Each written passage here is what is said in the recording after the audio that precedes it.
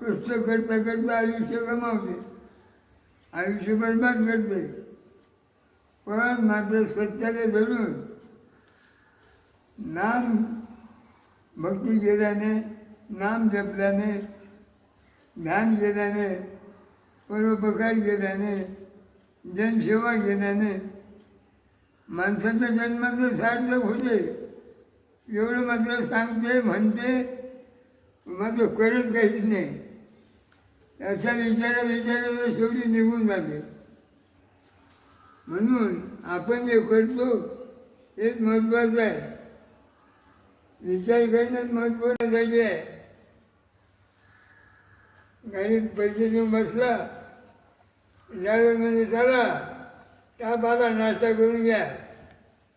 जेवढ आला बाजूने नाश्ता करून घ्या बघत.